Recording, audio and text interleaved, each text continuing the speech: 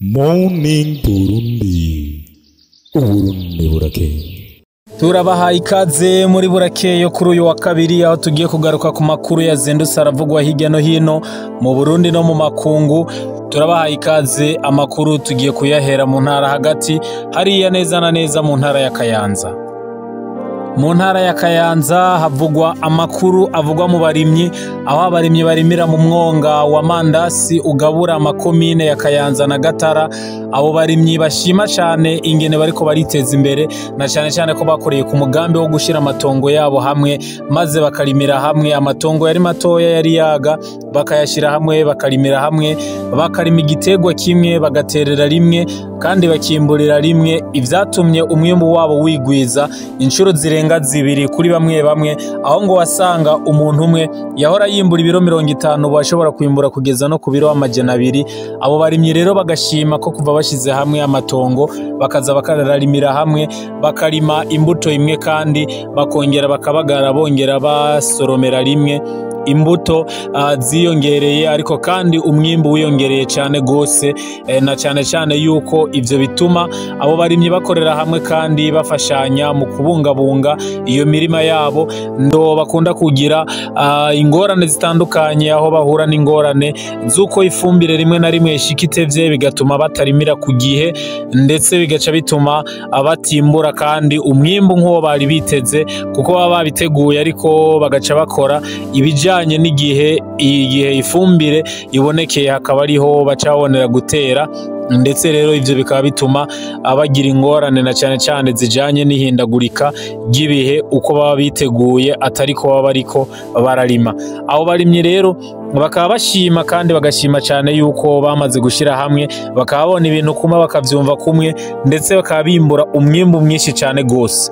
Ni mu gihe amatongo yari yaraze muri iyo ntara, na cyane cyane muri iyo myonga, aho wasanga abantu baragabuye amatongo, bafise amatongo mato mato, umwe wese akarimira igihe ciwe, umwe wese akarima ivyo ashaka, umwe wese akarima igihe ashakiye, akongera agasoromera igihe ashakiye, ndetse umurema wiwe akawukorera uko ashaka. Ivyo rero ngo vyatuma hariho bamwe bamuca usanga imirima yabo itimbuka cyane bivanye nuko barimye igihe cyarenganye, cyangwa bivanye nuko umurima wabo batawitayeho neza cyangwa utarose ifumbire ikwiye.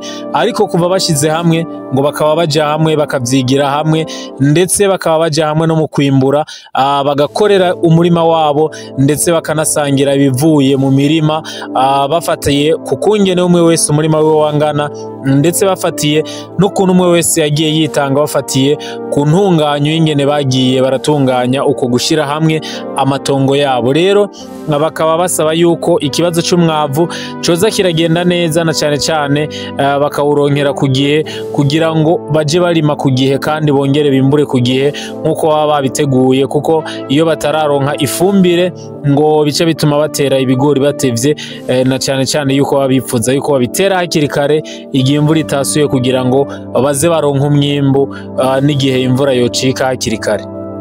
Ikindi rero nuko ngo abo barimye kandi nikijanye n'imbuto, hari gihe izi mbuto rero zishobora kuboneka zitevye navyo nyene, cyo kimwe n'umwavu bikaba biri mu mbogamizi bahora bahura nazo.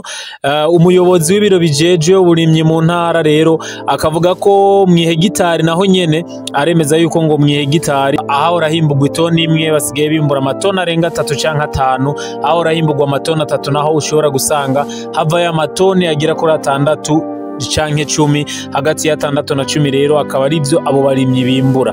Akavuga rero yuko ku kijanye n'imbuto hamwe n'ikijanye n'ifumbire, Adere niyo saba akamenyesha yuko izoboneka ku gihe, kandi bazogerageza kugira ngo bafashe abo barimyi bagahimiriza kandi gutera imbuto kama, kuko arizo zimbuka cyane muri uwo mwonga. Amakuru tuyabandanirize aho umushikiranganje w'intwaro yo hagati mu gihugu iterambere rusange n'umutekano Martin Teretse agabisha cyane abashora ifumbire, ubutare n'ibigori bo mu ntara ya Kirundo.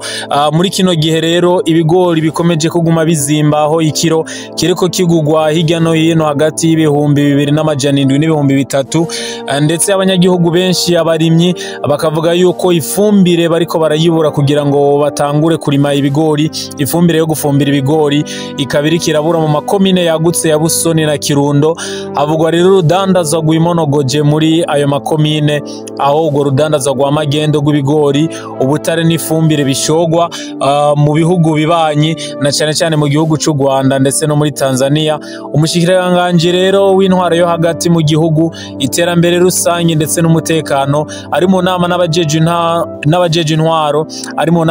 intwaro muri iyo ntara mu ndwi iheze rero yatanze itegeko ko abo bose babikora bakwiye guhanwa, ndetse agahamagarira abakomiseri yuko bokorana n'abajeje umutekano kugira ngo batuze cyane urwo rudandaza, kuko we wavuga ati ni gute twebwe mu Burundi twobura ifumbire dushira mu mirima y'ibigori byacu mugabo yishogwa hanze ikaboneka, canke tukabura amadolari akwiye mugabo amadolari yo kwegeranya ubutare ngo tubushore tuje kurondera mukabishira ku mutwe mugashira ibindi bihugu mukabaha inguvu mwiyatse, mukabaha mwebwe ubutunzi mwiyatse. Umushikiranganje rero agasaba ashimitse yuko abakomiseri b'igipolisi mu ntara no mu makomine bokorana cyane n'abo barongoye kugira ngo bashiremo inguvu zose urudandazwa rwo mu kinywabi, urudandazwa rwa magendo rw'imonogoje kugira ngo rutuzwe, na cyane cyane yuko abarimyi bakeneye cyane iyo fumbire ndetse bakeneye cyane ifumbire yo kugira ngo bafumbire imirima yabo, ariko gace usanga iyo fumbire iriko irashogwa hanze. Ni mu gihe kandi abanyagihugu benshi barindiriye cyane wa mwimbu wo muri Anagesa, wo mu bigega Anagesa, wa mwimbu w'ibigori leta yagiye iragura biciye mu kigega Anagesa kugira ngo uwo mwimbu uzoshirwe ku isoko, kugira ngo uwo mwimbu ushobore kugabanya ibiciro vy'ibigori biriko biraduga cyane ku isoko.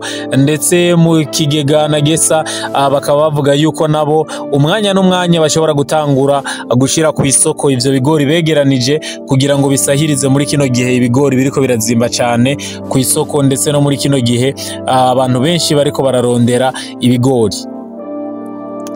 Umutambukanyi w'umukuru w'igihugu Angeline Ndayishimiye yafashe urugendo kuri uyu wa mbere rumushikana i Praia mu gihugu ca Cape Verde, nk'uko biri mu itangazo vy'ibiro bijeje kumenyesha amakuru mu biro vy'umukuru w'igihugu. Umutambukanyi w'umukuru w'igihugu akaba yitavye ibikorwa vyo gutanguza isekeza ryitiriwe twese turangana ry'ishirahamwe ry'abatambukanyi b'abakuru b'ibihugu vyo muri Afrika OPEDAD.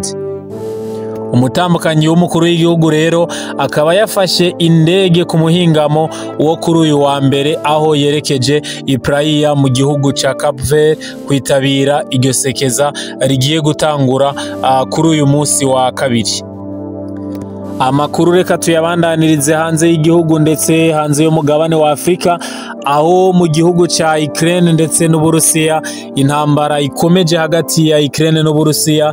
Aba bose bakaba bahanganye ndetse bakomeje guterana cyane, aho Ukraine kuvaho leta zunze ubumwe za Amerika ziyemereye yuko ishobora gutera ibisasu misile zishika kure cyane mu Burusiya zo mu bwoko bwa ATACMS. Izo misile rero zatanguye gutegwa cyane, zimaze imisi ziterwa cyane mu Burusiya, ndetse Uburusiya nabwo bukaba bwaciye bukoresha ibisasu bitwa hypersonique, ibisasu bagerageje muri Ukraine. Ivyo bisasu vyateye ubwoba cyane amahanga, vyateye ubwoba Amerika ndetse na Europe ndetse n'amahanga, bavuga bati iyi ntambara ishobora kuba iriko iraja ku rundi rwego, kuko Uburusiya bwatanguye gukoresha ivyo bigwanisha. Uburusiya kandi bwa Vladimir Putin buvuga yuko buzivuna umwasi uko buzoba butewe kose, ndetse kandi muri Ukraine hakaba havugwa yuko batanguye gutegayo ivyo bitwa mine antipersonnel, nibigwanisho amamine ashobora kutemagura cyane abasirikare akabagira ibimuga ahantu hose Abarusiya bashobora kuba bagomba gufata. Ni mu ntumbero yo kugira ngo bikingire aho Abarusiya bashobora guhonyora, aho Abarusiya bashobora gufata, ndetse nubwo bohafata nabo bazohatinye kuko hazoba hateze ayo mamine, hazoba hateze ivyo bigwanisho bishobora kubamerera nabi, kandi bikaba ari ibintu rero biriko bitera ubwoba cyane amahanga, bavuga bati iyi ntambara iriko ifata iyindi sura, ndetse yuko Uburusiya bwakomeje cyane kuvaho leta zunze ubumwe za Amerika zemereye Ukraine yuko ishobora gukoresha izo misile, ivyo bisasu birasa kure cyane kandi vyihuta cyane. Ukraine irasa Uburusiya nabwo bukaba bwarongereje cyane ibitero buriko bukora muri Ukraine mu bisagara bitandukanye bitandukanye na cyane cyane ku mugwa mukuru Kiev. Abarusiya bakaba bakomeje kuhamijagura ibisasu bitandukanye, bakaba bakomeje kuhatera ndetse bongera batera ku ibikorwa rusangi, cyane cyane ibikorwa bitwara umuyaga nkuba n'ibikorwa bitwara amazi, ahari inyubako zishobora gutuma ibisagara bironka umuyaga nkuba bikongera bikaronka amazi. Hakaba ariho Uburusiya bukomeje kurasa cyane, bukomeje gutera ibisasu ndetse bukaba buriko bugema cyane ahubatse ivyo bikorwa rusangi biriko vyonona cyane igisagara ca Kiev n'ibisagara bitandukanye. Ni mu gihe kandi ku rugamba Uburusiya budasiba kuvuga yuko bwateye intambwe, buriko burafata uduce dutandukanye muri Ukraine na cyane cyane mu gisagara ca Donbass, aho Abarusiya bakomeje gutera intambwe, aho intambara imaze iminsi cyane aba bose bahanganiye. Muri Israel naho nyene mu gihe Israel ikomeje cyane kugira ibitero mu bihugu bitandukanye birimwo intagondwa, birimwo abo irikirahiga abansi ba Israel.